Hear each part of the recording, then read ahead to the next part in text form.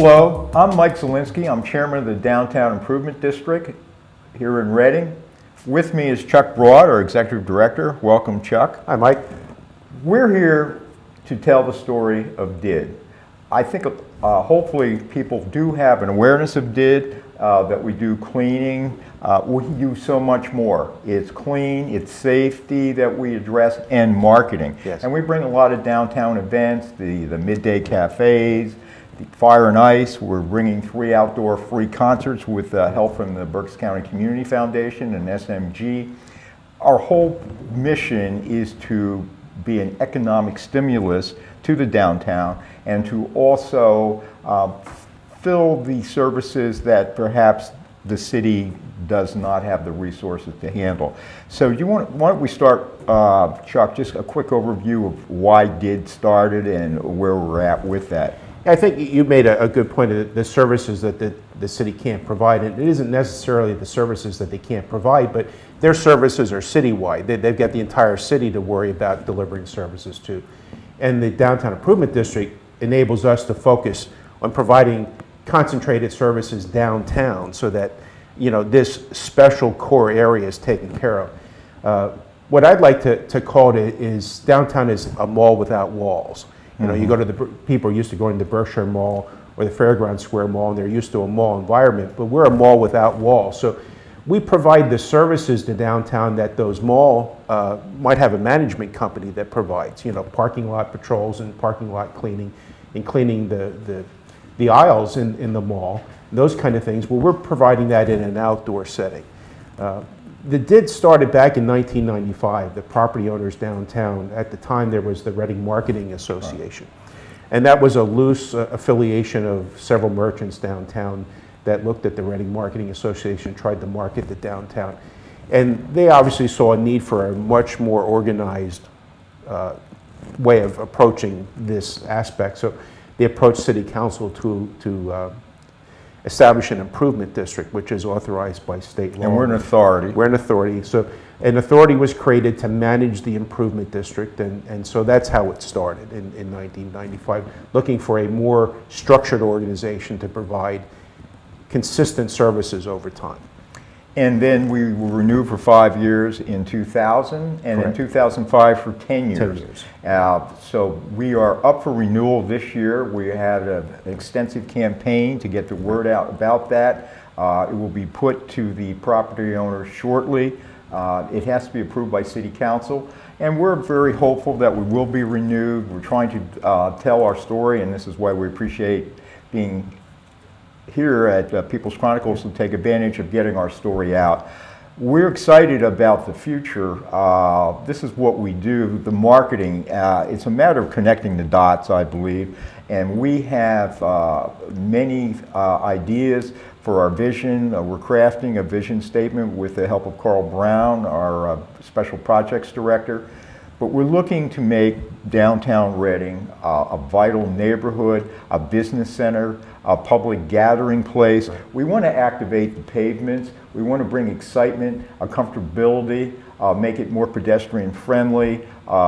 It's going to be more well-lit Penn Street between the Doubletree, which Albert Bosco is going to light up just like he did with the IMAX and the Goggle Works neighborhood. And it's taken forever, Chuck, but there's going to be better lighting on other parts of Penn Street as well through PennDOT. Yeah. Yes, that contract has been let by the city. That's a lighting project from 2nd and Penn to 8th and Penn. Several years ago, 8th up to 11th Street was done on Penn. And so the second phase is 2nd to 8th, and that contract is out, and work should begin on that shortly. So that is not street lighting, that's pedestrian lighting. That's low-level pedestrian lighting to light up the sidewalks so people feel safe walking the sidewalks. We're also hopeful that the Doubletree will be a big economic stimulus. Craig Poole, we've met with him several times, and he's been reaching out to local business owners. The idea is when the Doubletree opens, people have to be comfortable, and that's why we need to be more pedestrian friendly. We're hoping there's a ripple effect that local businesses will improve their facades. I think facade improvement is a major thing. And also, there's already talk of some microbreweries and restaurants expressing an interest. We're excited to see what Albert Bosco will do. Do you want to fill in some of the details of some of these? Well, I think I want to make a point that what we do as an improvement district is lay the environment. We're here to stabilize the environment, make sure the environment is such that those companies can flourish. The hotel can flourish. The hotel isn't an island. People aren't going to come to the hotel and stay in the island. Inside the hotel, they're going to want to come out and enjoy events, or want to come out and enjoy other dining. So the neighborhood, the area around the hotel, has to be vibrant. And that's what you mean about the other businesses. When we see that there's additional people coming downtown, we hope that they step up their game and improve their own properties as well. And then there's the events that we bring to add to that vibrant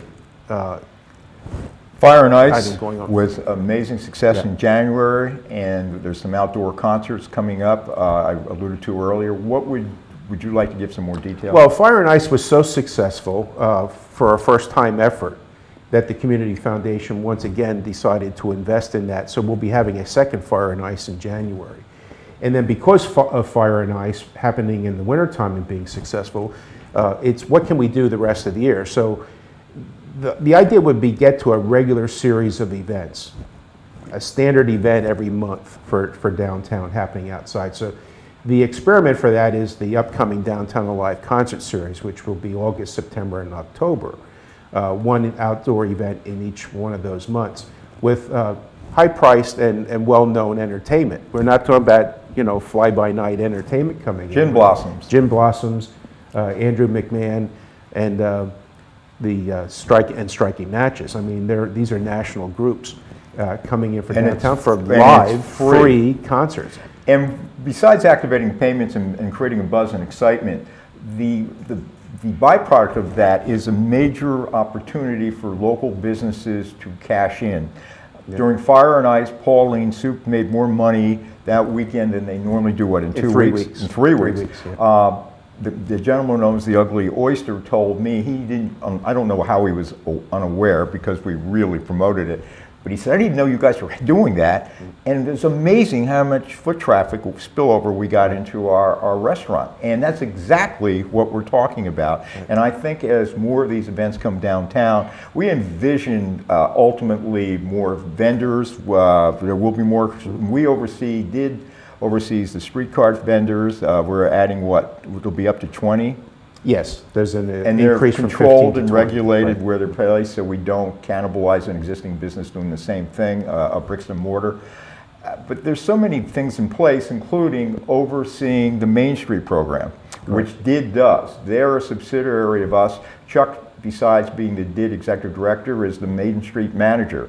And through there's a lot of funding coming, and you're also an executive with the Pennsylvania Downtown Center. Tell us a little bit about that. Yeah, Main Street, in addition to the state funding that can be available to us, it brings to us a blueprint for operations. The Main Street program isn't something we're doing here locally. It's a national program and a state program. So we know we have these things to follow. We know we have a blueprint that's worked in many, many, many other communities, and it lays out a way for us to do things. There are 5 committees within the Main Street program that focus on 5 different areas, and those committees are staffed by people who are involved in the community and interested in seeing the community, become engaged and improve. So those committee members are the grassroots people we have working here. It isn't my idea or your idea as to what Main Street does. It's a grassroots effort to help improve downtown. And there's so many things going on that we're excited. We've already done. New benches, new wayfinding maps we just rolled out. Yeah, and some people say, well, what difference does that make? But each one of those things is an incremental step to improving downtown. There's going to be some public art coming. New benches don't save downtown, but we have new benches. We painted all the street lights. We painted all the fire hydrants. We painted all the bus stops. We've put out the wayfinding maps for people who are their first time here or they don't know where they're going to find their way around downtown. Not any one of those things changes downtown in a significant way, but you add up the cumulative effect of all those things. It's all about making it more comfortable. One of our goals is to help attract residents, professionals who have the disposable income. There have been a lot of studies showing that professionals they spend money where they live, and that would help the tax base as well. So that's one of our other goals, to help be a driver for that. So there's a lot we're due, and also there's the perception among some people that downtown is not safe. Trust us, we see the crime statistics every month. Downtown Reading is the safest part of the city. You can be very comfortable coming down here. Our ambassadors are prime reason why. They'll escort you. If you ever have an issue, just call the ambassador number and we'll be there to help you. DID is, I think, and I'm obviously the chairman of the board, but I think DID is essential to the city, and I think downtown is a driver to economics. People make Reading a destination like they've done other cities around us, that will spill over to businesses around and in the surrounding parts of the county. I think it's important to say that the DID is not a government program. The DID is a program, a collective of the downtown property owners, yes, who have decided that they need this extra level of service and oversight to make sure the area is clean and safe and promoted. So it isn't just a government program, it is a grassroots, and as you mentioned, our renewal this year, the property owners will get that vote once again to decide whether we continue or not. So I mean, we're not a pure government entity. All right, Chuck, thank you very much, and we appreciate your time, and we appreciate the opportunity to tell the story of DID. There will be upcoming podcasts about DID and our efforts to revitalize downtown and be a major part of the Renaissance. Thank you.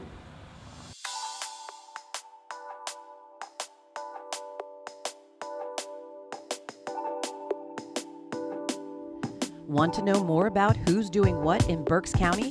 Check out the stories on thepeoplechronicles.com.